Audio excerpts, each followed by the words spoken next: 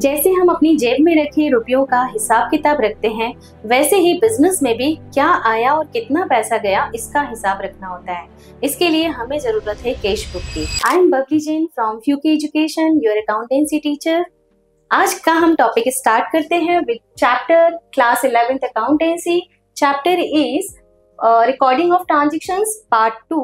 So in that we will cover different types of books, cash book, other types of subsidiary books and journal proper. So let's begin today's class.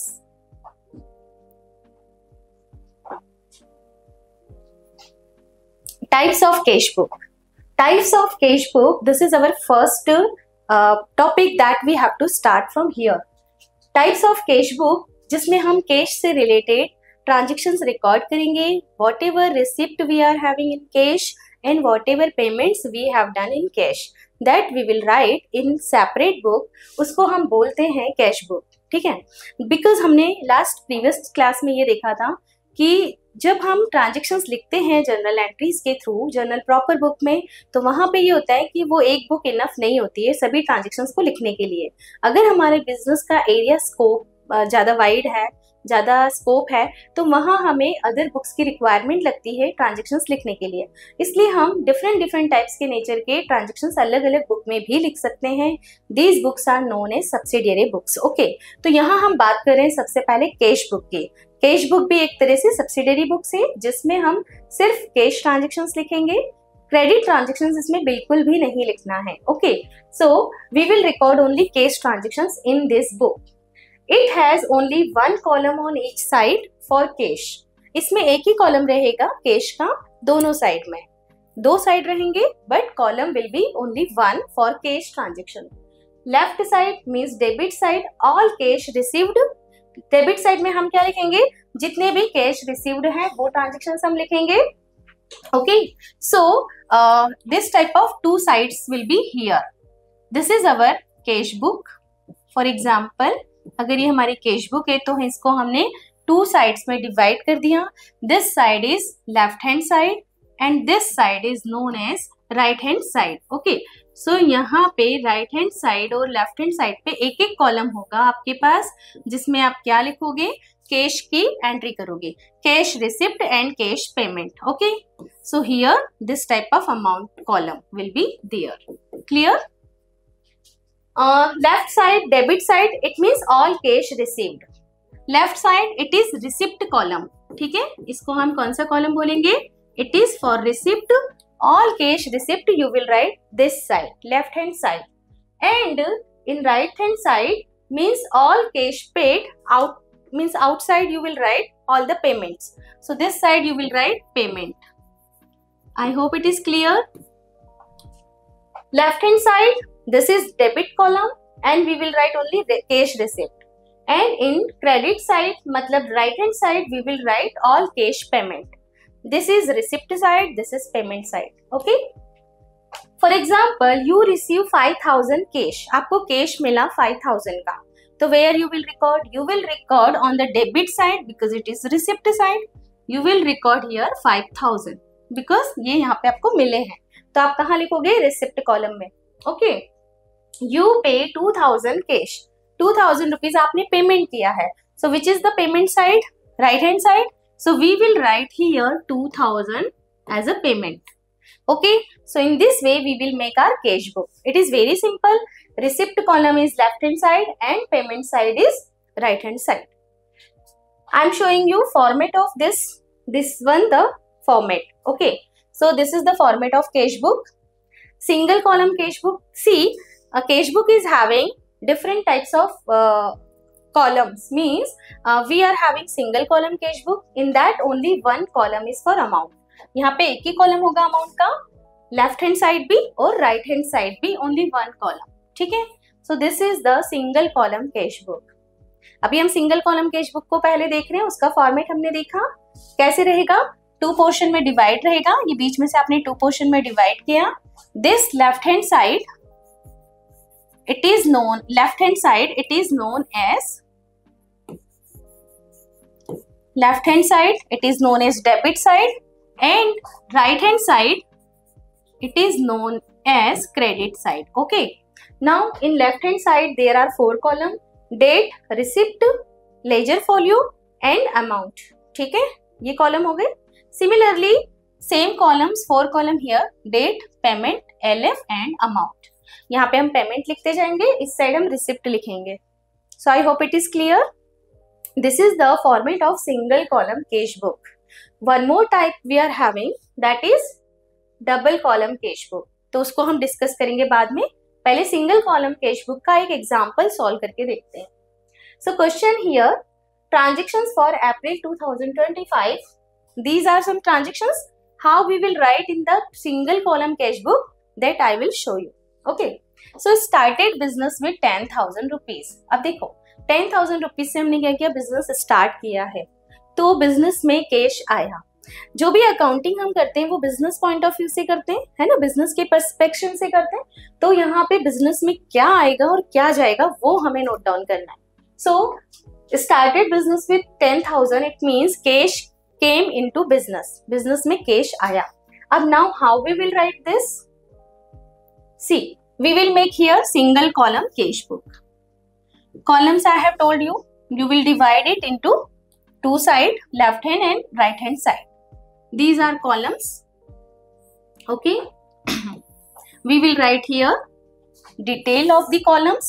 Here we will write date, then particulars, and here you will write LF and then amount. Okay. Similarly, column you have to draw here date, particulars, LF, and then the next column is for rupees. So this type of column we have drawn here. Now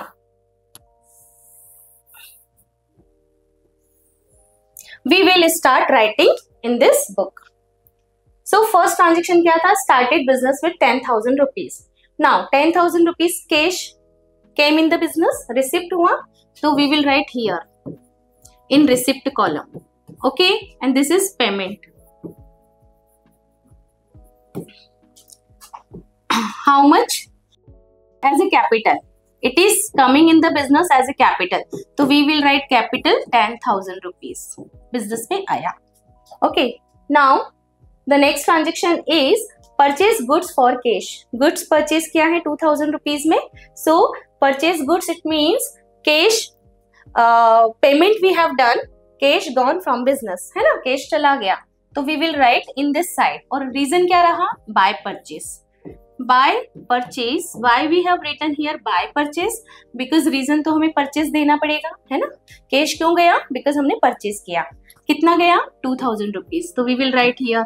Now this side is 2. यहाँ पे देखो starting हमेशा 2 से रहेगी, ये side 2 से start होता है और ये वाला जो साइड होता है ना, बाय से स्टार्ट होता है. तो वो तो आपको 2 और बाय अपने आप ही लिखना रहेगा, बस रीजन आप लिखते जाइए. यहाँ पे कैश आया था एज अ कैपिटल, तो हमने लिखा 2 कैपिटल. यहाँ पे कैश गया as a purchase, because of purchase, तो हमने परचेस लिखा. Now suppose next transaction, sold goods for cash 3,000. Sold goods, अब हमने क्या किया है, गुड्स सेल किया है. सो गुड्स सेल करने से इनकम हुई, मतलब कैश आएगा बिजनेस में, तो we will write in the receipt column. Okay, where we will write here, और रीजन क्या रहेगा, to sales 3,000 rupees. Clear.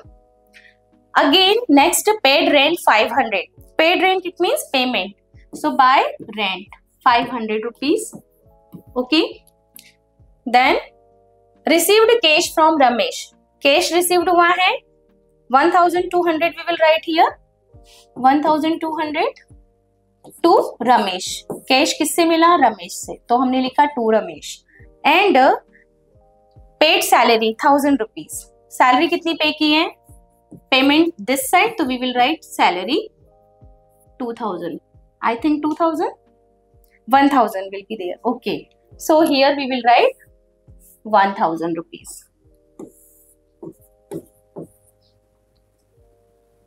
Okay. Paid rent 500. So now this is done. All the entries we have written here. अब now you have to balance it, हमको इसको balance करना पड़ेगा. How we will balance, because we have learn that all the sides means both the sides will be equal. Okay, equal होनी चाहिए accounts में. तो यहाँ पे हम देखेंगे कि इन साइड्स को कैसे इक्वल करना है. And one more thing I am telling you, this is the cash book. ये एक तरह से बुक है, जर्नल बुक ही है, बट ये जर्नल बुक लेजर का भी काम करेगी. बिकॉज जो हम यहाँ पे बना रहे हैं कैश बुक, वो किस फॉर्मेट में बनी है, वो एक अकाउंट के फॉर्मेट में बनी है. इसको 2 पोर्शन में हमने डिवाइड किया हुआ है. तो this is the format of ledger. अभी लेजर के फॉर्मेट में है, इसलिए अब हमको अलग से लेजर नहीं बनाना है. ये जर्नल बुक भी है और यही लेजर बुक भी होगी. ओके, हम डायरेक्ट इससे ट्रायल बैलेंस में एंट्री करेंगे. Clear? So this is very important thing. Cash book is subsidiary book as well as it is main book. यहाँ पे ये लेजर का भी काम करेगी और ये सब्सिडरी बुक के रूप में भी रहेगी. ठीक है. So we will do the total here. See, bigger side 10,000 plus 313 plus 1 14. 14,200 इधर आ रही है total. This side bigger side we will write here 14,200 and whatever the amount here वो हम इसमें से माइनस करके यहाँ पे निकालेंगे बैलेंस. And this balance इसको हम बोलेंगे बैलेंस कैरिड डाउन, बिकॉज ये बैलेंस हम आगे लेके जाने वाले हैं, मतलब इस साइड लेके आएंगे नेक्स्ट मंथ में. तो इसको हम कैरिड डाउन बोलते हैं, राइट? या इसको हम मतलब इसको आगे लेके जाना होता है तो ब्रॉट डाउन भी बोल सकते हैं, बीडी भी लिखा जा सकता है. बीडी हम तब लिखते हैं जब हम ऊपर से लेकर आते हैं बैलेंस, और कैरिड डाउन मतलब हम उसको जब नेक्स्ट मंथ में ट्रांसफर करते हैं, राइट? तो यहाँ पे हम लिखेंगे बैलेंस कैरिड डाउन. अब कितना बैलेंस बचेगा? तो see here total is 3,500. Now 14,200 minus 3,500 अगर आप करते हो तो क्या टोटल आएगी? 10,700. ये टोटल आपने यहाँ लिखी, जिससे क्या होगा, आपका जो अकाउंट है वो बैलेंस्ड हो गया. ओके, ये इतना यहाँ पे हमें क्या हो रहा था, यहाँ पे इतने की अमाउंट की कमी थी, वो अमाउंट हमने यहाँ पे बैलेंस के रूप में लिखा, and now the total will be equal. So this type of balancing we will do in every account. I hope it is clear. चलो, next we will discuss double column cash book. अभी हमने single column cash book को discuss किया जिसमें एक ही column था amount का. ठीक है, अब now we are discussing double column cash book. Double column cash book क्या होती है? So it has 2 column on each side. हर जगह इसके 2 कॉलम होंगे दोनों साइड में, cash column as well as bank column. एक कॉलम कैश के साथ में बैंक का इंक्लूड हो जाएगा, एड ऑन हो जाएगा. Why? Because in business so many transactions we have to do with the help of bank. Okay, banking transactions बहुत सारे होते हैं, तो उनको लिखने के लिए हम कैश बुक में ही एक कॉलम ऐड करते हैं और उससे हमें अदर बुक रखने की जरूरत नहीं होती और हमारी इसी बुक में कॉलम बना के काम हो जाता है. तो we will add one more column here, that is bank column. Records both cash and bank transactions. Why we are using it? Because we have to record both the transactions, cash as well as bank. Examples क्या रहेंगे इसके? Received check. देखो, अगर हमने मान लो check से received किया cash, मतलब चेक मिला, तो चेक मिलने की एंट्री हम कहाँ करेंगे? एक्चुअली चेक को हम क्या करेंगे? बैंक कॉलम में लिखेंगे. वो भी किस कॉलम में? रिसीव्ड वाले कॉलम में, क्योंकि हमने चेक रिसीव्ड किया है. ओके, इसी टाइप से अगर हमने चेक से पेमेंट किया तो हम चेक से पेमेंट कहाँ दिखाएंगे? क्रेडिट साइड में दिखाएंगे, बैंक कॉलम में. ओके, तो यहाँ पे चेक से रिसीव्ड और चेक से पेमेंट को हमें शो करना होगा. इसके लिए हम क्या करते हैं? कॉन्ट्रा एंट्री होती है. कॉन्ट्रा एंट्री का मतलब क्या होता है? देखो, जब भी आप डबल कॉलम कैश बुक बनाओगे तो वहां पे आपको एक सी करके कॉलम एक बनाना पड़ेगा. इस सी का मतलब होगा कॉन्ट्रा एंट्री करने के लिए. कॉन्ट्रा एंट्री का मतलब हुआ कि जो आपने एंट्री की है वो कैश में भी हो रही है, साथ ही बैंक में भी. या तो उससे कैश बढ़ेगा बैंक कम होगा, या बैंक बढ़ेगा कैश कम होगा. मतलब कॉन्ट्रा एंट्री का मतलब क्या होता है? Cash and bank both are affected together. ठीक है, contra entry it means if cash is deposited in the bank और withdrawal from the bank for office use, it is recorded on both the side of the cash book. Right, see, आपको ऐसे सी लिखना पड़ेगा. In the LF column यानी कि laser folio column में आप क्या लिखोगे? See. See it means this is the contra entry. Contra entry का मतलब क्या हुआ? कि यहाँ पे बैंक और कैश दोनों कॉलम अफेक्टेड हो रहे हैं साथ ही में। जब भी हम ऑफिस यूज के लिए कैश निकालते हैं बैंक से या बैंक में ऑफिस यूज के लिए जमा करते हैं कैश, तो उन दोनों कंडीशन में कॉन्ट्रा एंट्री करनी पड़ेगी। ठीक है, इसकी जर्नल एंट्रीज देखो। Cash, suppose cash deposit in the bank, cash deposit किया बैंक में, सो क्या एंट्रीज होती है, bank account debit. Okay, bank receiver है, so we will debit it. और क्या गया बिजनेस से, कैश। जो भी चीज बिजनेस से बाहर जाती है उसे हमें क्रेडिट करना होता है, तो हमने यहाँ पे क्रेडिट किया cash. Now you can see with the help of this entry दोनों चीजें अफेक्टेड हो रही है, बैंक एंड कैश। अगर बैंक में कैश डिपॉजिट हुआ है तो बैंक का बैलेंस बढ़ गया और कैश बिजनेस से गया, इसलिए कैश का बैलेंस कम हो गया। तो ये जो अपोजिट ट्रांजेक्शंस है ये हमको कॉन्ट्रा एंट्री के थ्रू दिखाने पड़ते हैं। ठीक है, कॉन्ट्रा एंट्री के थ्रू हम इसको शो करते हैं, right. Now so this is the format of double column cash book. In double column cash book one column is add. Earlier 4 column was there, now here 5 columns. 1 date, then receipt, then ledger folio, then cash and bank. Similarly 5 columns here, date, payments, ledger folio, cash and bank. So this type of 10 column total. Okay, now one example we will solve here. So transactions, cash in hand 15,000 and bank balance rupees 5,000. देखो अभी यहाँ एक चीज और clear करते हैं, cash का balance हमेशा डेबिट होता है। ठीक है, cash balance always will be debit. Cash का जो ओपनिंग बैलेंस होगा ना वो हमेशा डेबिट होगा। बट अगर बैंक का बैलेंस देखें हम, बैंक का ओपनिंग बैलेंस, तो bank balance will be debit और it will be credit. Why? Because देखो कैश में तो हम क्या है, जितना हमारे पास है उसी में से हम खर्च करेंगे, लेकिन बैंक में ऐसा होता है कि कभी कभी हम ओवर भी कर सकते हैं, जिसमें हम क्या कर सकते हैं, बैंक से क्रेडिट लेकर भी कर सकते हैं ज्यादा पेमेंट, जितना उसमें डिपॉजिट है उससे ज्यादा। तो इसको हम ओवरड्राफ्ट फैसिलिटी बोलते हैं। तो कभी कभी बैंक का बैलेंस नेगेटिव भी हो सकता है, बट कैश का बैलेंस हमेशा पॉजिटिव होगा, मतलब डेबिट ही होगा। बैंक का बैलेंस कभी कभी पॉजिटिव होता है तो कभी नेगेटिव भी हो सकता है। क्लियर? सी, तो हम यहाँ ये न्यूमेरिकल सॉल्व करेंगे। Cash in hand 15,000 and bank balance 5,000। अब यहाँ कुछ लिखा हुआ नहीं है ना, तो हम ये मानेंगे कि ये भी पॉजिटिव बैलेंस है और ये भी पॉजिटिव बैलेंस है। नेगेटिव नहीं लिखा, नहीं तो उसके साथ लिखा होता ओवरड्राफ्ट। ओके, तो चलो हम इसको इस टाइप से सॉल्व करेंगे। We will draw the format here once again. We will divide in 2 parts. Then this is the left hand side, means debit side, यानी कि received. Okay, date, particular, alif, 2 columns for bank and cash. This is for bank and this is for cash. Okay, or you can write first we have discussed the cash column ना, तो हम cash को पहले लिख लेते हैं. Okay, so this is cash column and this is bank. Same here, date, particular, LF and cash and bank. Here again we will write the same column. This is credit side, means payment. Payment we will write here. Okay, date, particulars, ledger folio, and both the column for cash and bank.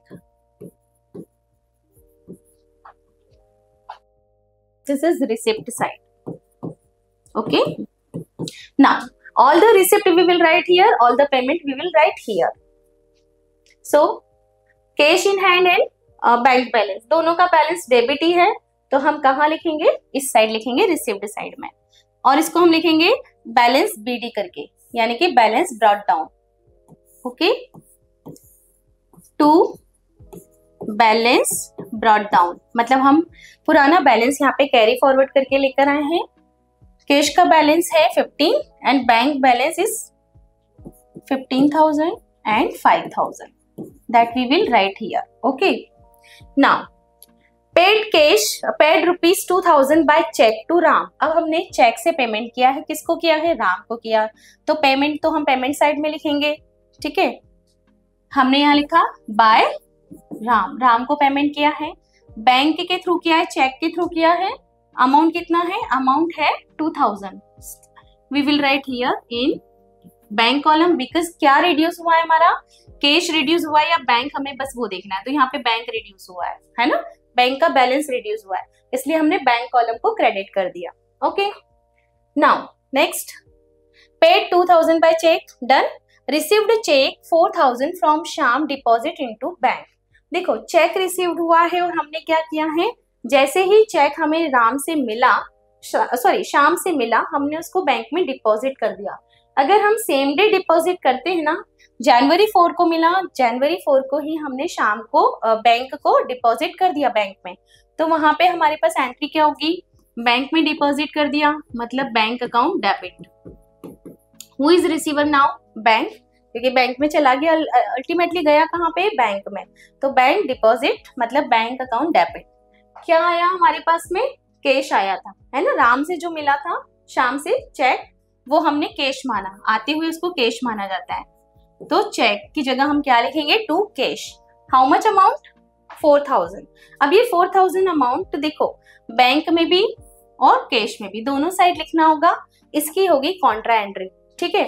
तो अब हम इस entry को यहाँ पे देखेंगे, bank में भी और कैश में भी दोनों ही जगह इसका इफेक्ट पड़ा, बैंक का बैलेंस बढ़ गया, राइट, बैंक का बैलेंस बढ़ा बिकॉज हमने बैंक में डिपॉजिट कर दिया।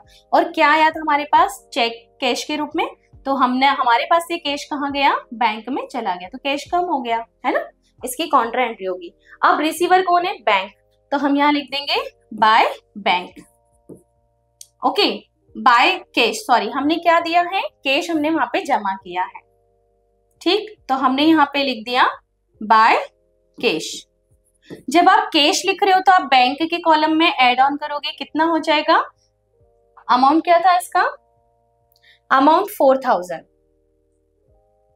And here Ram, amount 4000। अब कैश है तो आप 4000 यहाँ पे जमा करोगे बैंक के कॉलम में, बैंक के कॉलम को हमने यहाँ पे लिख दिया। ओके, और इस साइड में हम क्या लिखेंगे, हम लिखेंगे यहाँ पे देखो, received cheque 4000 rupees from Shyam, deposit into bank, तो यहाँ पे क्या आ जाएगा, टू कैश। ओके, सो इस साइड हम लिखेंगे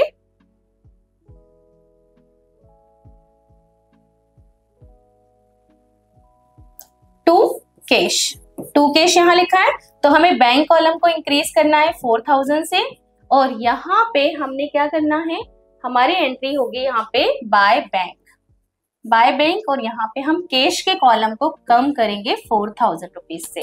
ये गलती तब हो जाती है जब हम इसकी एंट्री करके नहीं देखते हैं, तो एक बार एंट्री करके भी देखिए, मैं इसकी एंट्री फिर से बताती हूँ।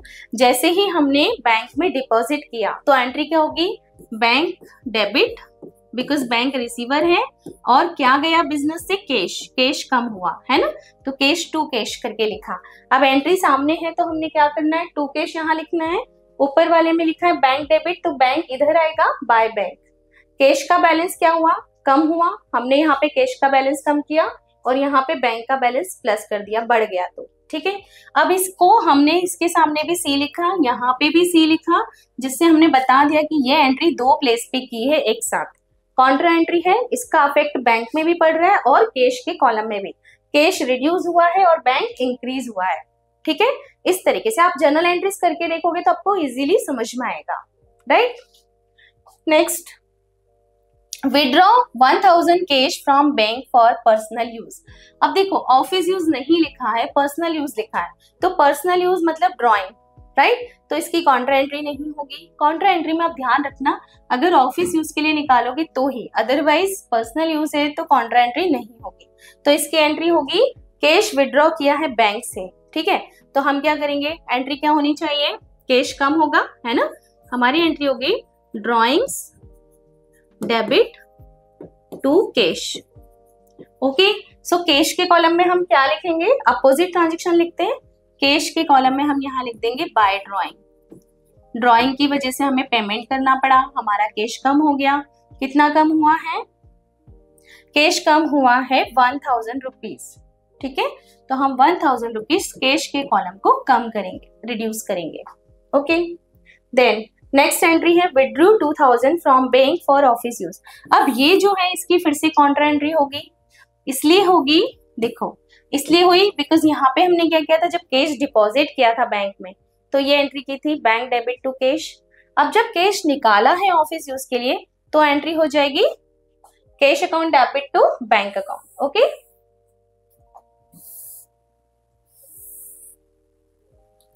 Cash account debit to bank. Okay, so to bank मतलब हमने अमाउंट निकाल लिया है, तो बैंक के बैलेंस को क्या करना पड़ेगा, हमें कम करना पड़ेगा। Withdraw 2000 from bank for office use, bank से निकाला है, राइट। इसकी एंट्री होगी बिजनेस में, क्या आया, कैश आया, कैश बढ़ गया और बैंक से निकाला। तो इसकी एंट्री हो जाएगी इस टाइप से, कैश डेबिट टू बैंक।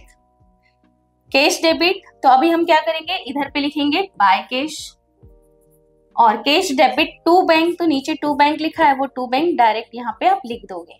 ठीक है, अमाउंट कितना है, अमाउंट है 2000, so we will write here 2000। अब 2000 लिखना कहाँ है, देखो बैंक लिखा है ना, आप कैश के कॉलम में लिख दो, कैश लिखा है यहाँ पे, आप बैंक के कॉलम में लिख दो।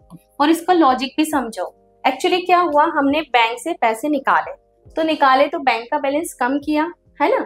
एसेट है बैंक, बैंक का बैलेंस अगर कम होता है तो उसे हमें क्या करना होता है, क्रेडिट करना होता है। ठीक, तो इसलिए हमने यहाँ पे क्रेडिट किया और हमारा कैश का बैलेंस बढ़ गया, कैश अकाउंट में पैसा आ गया, तो हमने इसको बढ़ा दिया। ठीक है, यहाँ पे आपको एक ही लॉजिक ध्यान रखना है कि कैश और बैंक दोनों क्या है, एसेट है, और एसेट है मतलब इनका बैलेंस क्या होना चाहिए, डेबिट। अगर ये इंक्रीज होते तो इनका बैलेंस क्या होता है, डेबिट होता है ना। और अगर ये कम होते तो इनका बैलेंस क्या होता है, क्रेडिट होता है। तो आप यहाँ देखो कि क्या कम हो रहा है, बैंक का बैलेंस कम हुआ क्योंकि हमने बैंक से पैसे निकाल लिए, इसलिए हमने बैंक को क्रेडिट किया हुआ है। ठीक है ना, बैंक को क्रेडिट किया हुआ है। कैश का बैलेंस बढ़ गया, ठीक, इसलिए हमने कैश को डेबिट किया, कैश कॉलम में लिखा amount. I hope it is clear. आपको अगर ओपनिंग बैलेंस पता है ना, तो आप इस एंट्री को और इस टाइप के अकाउंट्स को डायरेक्टली कर सकते हो। Okay, now all the transactions we have written here. अब हमें क्या करना है, बैलेंसिंग करनी है। So for balancing we will write and we will calculate the total of both the side. Total लगाएंगे, देखो इस साइड की टोटल कितनी हो रही है, 15 प्लस 2 17। यहाँ पे भी कॉन्ट्रा एंट्री लिख दो, बिकॉज इस एंट्री का इफेक्ट दो जगह हुआ है। ये 2000 हमने यहाँ पे लिखा और वहां पे लिखा है। ठीक है, so now this side is total is 17,000 total हुई, उसमें से ये 5,000 माइनस हुए तो कितना बचा, 12,000। ये 12,000 का बैलेंस कहाँ आएगा, इस साइड में आएगा, और यहाँ भी टोटल कितनी हो जाएगी, 17,000 हो जाएगी। तो बैलेंस इधर निकला, इसलिए हम यहाँ लिखेंगे बाय बैलेंस CD। ओके, और ये हम कब करते हैं, जब लास्ट मंथ का लास्ट डे होता है। जैसे जनवरी 9 तक के ट्रांजेक्शन्स हो गए, तो ये अब हम करेंगे जनवरी 31 को। ठीक है, 31 लास्ट डेट पे ही हम बैलेंसिंग करते हैं। अब हम इस साइड की भी टोटल निकालें, देखें कौन सी बड़ी है। इधर this side is 4,000 and this side is 9,000. So 9,000 we will write both the side. Okay, and 9 minus 4 क्या, तो 5,000. 5,000 balance we will get here. तो this is our balancing. इस टाइप से आप अकाउंट्स को बैलेंस करोगे। बस ये देखना है कि कौन सा साइड बढ़ रहा है, बैंक का कॉलम बढ़ रहा है। पेमेंट अगर कर रहे हैं तो हम कैश के थ्रू कर रहे हैं या बैंक के थ्रू कर रहे हैं, तो जब भी आप पेमेंट करोगे तो वो चीजें आप कम करते जाओगे, वो अकाउंट कम करोगे। कैश से पेमेंट किया, कैश को कम कर दो, बैंक से पेमेंट किया, बैंक को कम कर दो। ठीक है, so I hope it is clear. This is double column cash book. Now, so we are having one more type of cash book, that is petty cash book. So what is the meaning of petty cash book? Actually, this book is used to record small everyday expenses like stationery, postage, tea and coffee, this type of little bit amount transactions, means very tiny amounts of transactions. ठीक है, why we have to use this separate book? Because it is not practical to record tiny amounts in the main cash book. Main cash book में लिखना possible ही नहीं होता, ये बहुत सारे छोटे छोटे खर्चे होते हैं, इसके लिए हम एक अलग ही सेपरेट बुक रखते हैं, उसको बोलते हैं पेटी कैश बुक। अब ये पेटी कैश बुक कौन मेंटेन करेगा, तो इट इज मेंटेनिंग बाय पेटी कैशियर। यहाँ पे एक अलग ही कैशियर हम अपॉइंट कर देते हैं, वो क्या करता है, इस बुक को मेंटेन करता है। ठीक है, मेन अकाउंटेंट या मेन कैशियर के पास उतना टाइम नहीं होता कि वो ये छोटे छोटे अमाउंट्स लिखे, तो वो एक पेटी कैशियर अपनी हेल्प के लिए रखता है। and this book is maintaining by petty cashier. Okay, and in which system? So one important system here, that is impressed system. ये आपको याद रखना है. यूजेस इम्प्रेस सिस्टम, मतलब ये जो बुक बनाई जाती है वो इम्प्रेस्ड सिस्टम के अकॉर्डिंग होती है. What is the meaning of imprest system? So a fixed amount is given at the beginning of the month and actual expenses are reimbursed at the end. मतलब यहाँ पे क्या होता है, इस इम्प्रेस्ड सिस्टम का मतलब होता है इन हिंदी वी कैन से अग्रदाय. So what is the meaning of अग्रदाय? यानी कि give in advance. Okay, advance payment. हम एडवांस पेमेंट कर देते हैं किसको? पेटी कैशियर को. जैसे मैंने बताया कि जो मेन कैशियर होता है हमारा, वो क्या करेगा? Main cashier will give some amount to petty cashier. इसको पेटी कैशियर को देंगे, कुछ अमाउंट एडवांस में दे देंगे in the beginning of the month. Month की स्टार्टिंग में ही दे देंगे और उसमें से उनको बोलेंगे कि आप इसमें से सारे खर्चे करते जाओ. Eight the and what ever amount will left, उसी में हम नया अमाउंट आपको एड ऑन करके फिर से दे देंगे फॉर नेक्स्ट मंथ. तो you will manage your expenses in this only. तो यहाँ पे रिम्बर्समेंट कब होगा? Eight the end of the month. Okay, इसको हम एक बार समझते हैं. सी, इसके कॉलम देखो. Petty cash book having different types of column. इसमें कॉलम कैसे होंगे?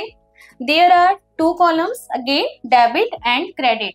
बट यहाँ पे 2 साइड नहीं है. जैसे कैश बुक में होती है वैसे 2 साइड नहीं है. यहाँ पे कॉलम इस टाइप से है कि ये वाला डेबिट का कॉलम है तो ये डेबिट का कॉलम ये वाला है, बस ओनली दिस वन. ठीक है, इट इज रिसिप्ट कॉलम. ये रिसिप्ट कॉलम यहाँ पे एक ही बार में यूज होगा. इसके बाद ये पूरा कॉलम जो है it is known as payment column. तो मतलब यहाँ से यहाँ तक का जो कॉलम है it is known as payment. यहाँ पे हम पेमेंट लिखते जाएंगे. ठीक है, पेमेंट की डिटेल लिखते जाएंगे और कितना एक्सपेंसेस किस किस पे किया हमने वो लिखेंगे. So actually column 1 column is for receipt, then second column is for date, third column is for detail and fourth column is for voucher number. Voucher number इसलिए बिकॉज यहाँ पे हमें बिल नंबर लिखना होता है कि भाई किसका आपने जहाँ पे भी आपने एक्सपेंसेस किया है उसका रिकॉर्ड रखोगे आप, है ना. तो वो रिकॉर्ड होता है बिल नंबर यानी कि वाउचर नंबर. वो हमें यहाँ पे नोट डाउन करना होता है. फिर टोटल एक्सपेंसेस कितना किया वो लिखना होता है. वैसे तो ये 5 कॉलम्स ही है हमारे पास इंपॉर्टेंट कॉलम, बट इसके अलावा अगर हमको इन्हीं अमाउंट्स की डिटेल लिखनी होती है कि भाई हमने हर बार स्टेशनरी पे कितना खर्चा किया, हमने हर बार ट्रांसपोर्टेशन पे कितना एक्सपेंसेस किया, हमने रिफ्रेशमेंट कितने का मंगाया मंथ में, पूरे मंथ में, और उसकी हमें टोटल देखनी होती है, तो हम उनके लिए अलग अलग कॉलम भी बना सकते हैं पर्टिकुलरली. फॉर एग्जाम्पल हमने इसको बना दिया पोस्टेज का कॉलम. ओके, तो हम यहाँ पे इसमें ये लिखेंगे कि हमने कितनी बार पोस्टेज से रिलेटेड एक्सपेंसेस किए और उनकी भी टोटल लगा देंगे. तो अल्टीमेटली लास्ट में हमें पता चलेगा कि हमने पोस्टेज पे इतना खर्च किया. फिर अगर हमें देखना है कि ट्रैवलिंग पे कितना एक्सपेंसेस हुआ तो हम ये ट्रैवलिंग का एक कॉलम बनाएंगे और यहाँ पे ट्रैवलिंग के रिलेटेड एक्सपेंसेस लिख देंगे. ठीक है, इस टाइप से ये होती है पेटी कैश बुक, जिसमें स्मॉल टाइप के ट्रांजेक्शन लिखे जाते हैं, स्मॉल अमाउंट ट्रांजेक्शन लिखे जाते हैं, और वो भी अलग अलग हेड के साथ, जिससे क्लियर हो जाता है कि किस पे हम कितना खर्च कर रहे हैं. So with the help of example हम इसको सॉल्व करेंगे. See, prepare a petty cash book. इसका क्वेश्चन किस टाइप से आता है? तो क्वेश्चन होता है prepare a petty cash book for January 2025 using the impressed system. So impress system it means वही आपको एडवांस लिखना है अमाउंट कि एडवांस में आपको कितना मिल रहा है और उसमें से आप कितना कितना खर्च करोगे.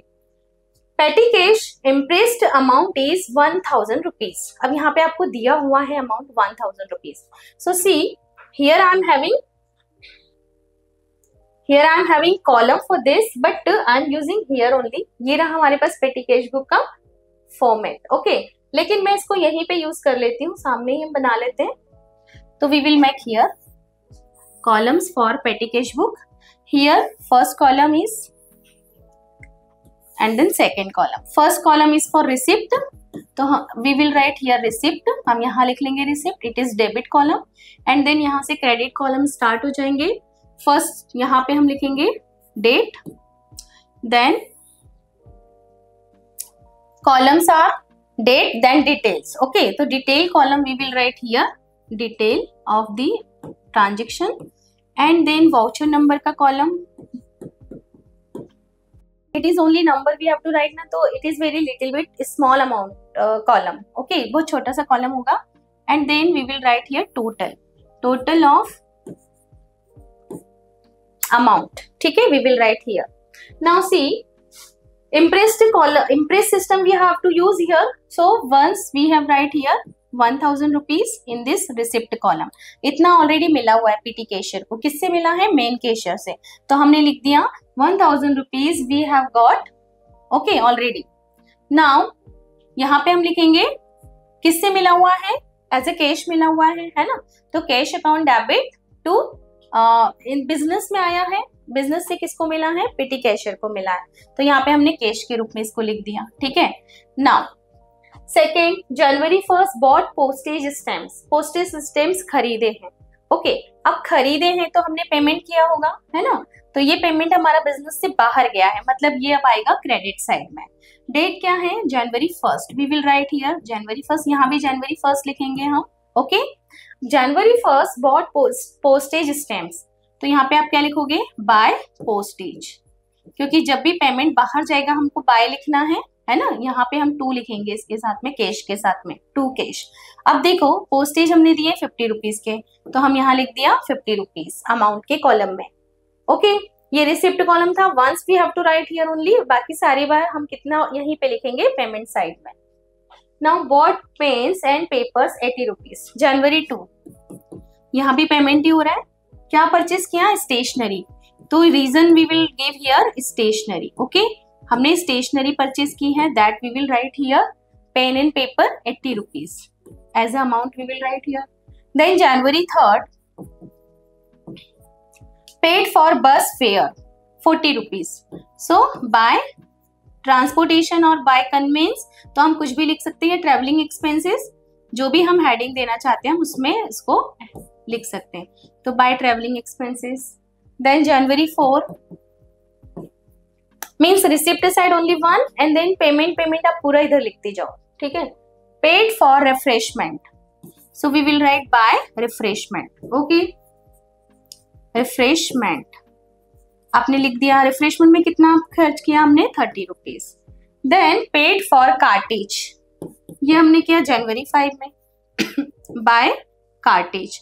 कार्टेज इट मीन्स जब हम स्टेशनरी परचेस करते हैं, इंक वगैरह या बुक्स वगैरह परचेस करते हैं बिजनेस में रखने के लिए, तो वो सारे एक्सपेंसेस इधर होते हैं. Right.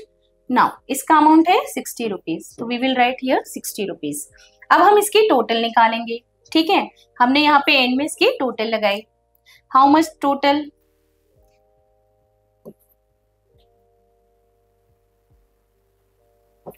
₹260. 260 rupees will be total here. अब ये जो टोटल थी हमारी, अब आप देखो हमको स्टार्टिंग में मिला कितना था? 1000 रुपीज मिला था, और इस 1000 में से हमने 260 का एक्सपेंसेस कर दिया. तो नेक्स्ट टाइम हमें वापस से नेक्स्ट मंथ में कितना और मिल जाएगा? जो बच्चा है वो तो हमारे पास है ही, जो हमें और मिलेगा वो कितना होगा? 1000 माइनस 260. 1000 माइनस 260, तो क्या आएगा आंसर?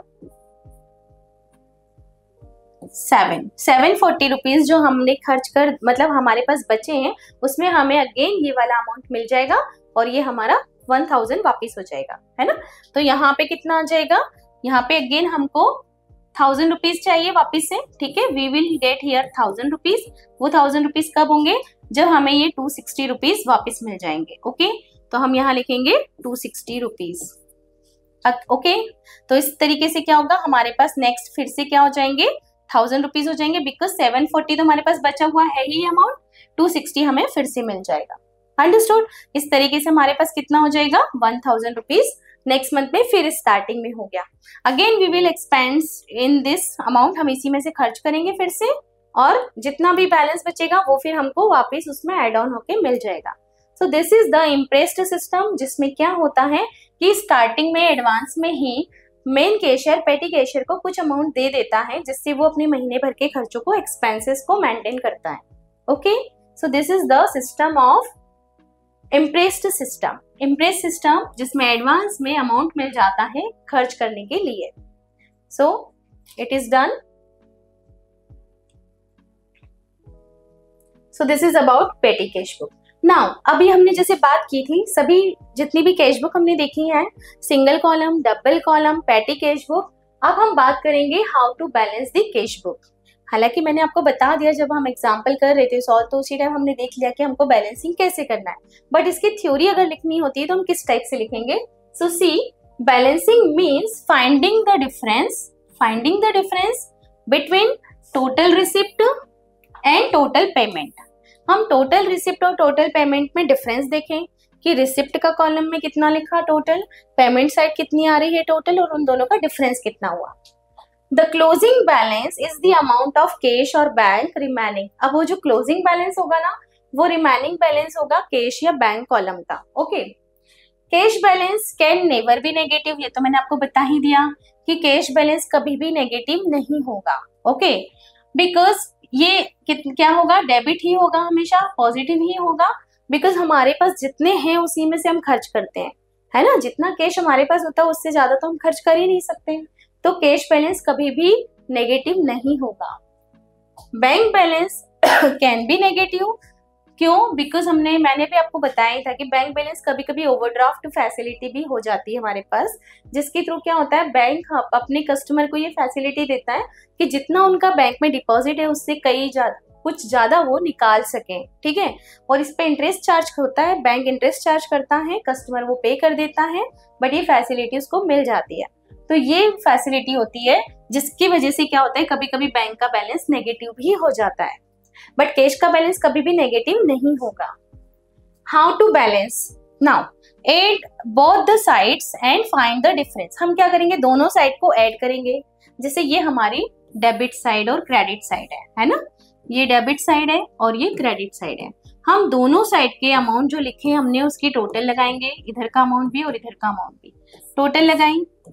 अब टोटल लगाने के बाद हमने क्या देखा, balance which is brought forward to the next period, so this difference is called the closing balance. Difference अगर निकलता है तो वो क्या कहलाता है, क्लोजिंग बैलेंस निकलता है। फॉर एग्जाम्पल, इस साइड हमने 500 लिखा, इस साइड हमने 200 लिखा, तो दोनों साइड की टोटल लगाएंगे, यहाँ पे 500 आएगा, bigger one we have to write. हमने 500 इधर लिखा, अब इधर 200 ही है, मतलब 500 में से 200 गए तो क्या डिफरेंस आया, 300। ये 300 का अमाउंट जो आया ये हमारा क्लोजिंग बैलेंस कहलाएगा। इसको हम लिखते हैं बाय बैलेंस CD करके, और इसी को नेक्स्ट मंथ में कैरी फॉरवर्ड कर देते हैं। Okay, so this is the balancing of an account. तो याद रखो, कैश बुक सिर्फ बिजनेस की डायरी ही नहीं है, ये है बिजनेस की हार्टबीट, जिसमें बिजनेस से रिलेटेड हर लेन देन रिकॉर्ड होता है। वीडियो पसंद आया हो तो आप चैनल को लाइक एंड सब्सक्राइब कीजिए, और इन्हीं टॉपिक्स को डिटेल में पढ़ने के लिए जुड़िए फ्यूके एजुकेशन ऐप के साथ।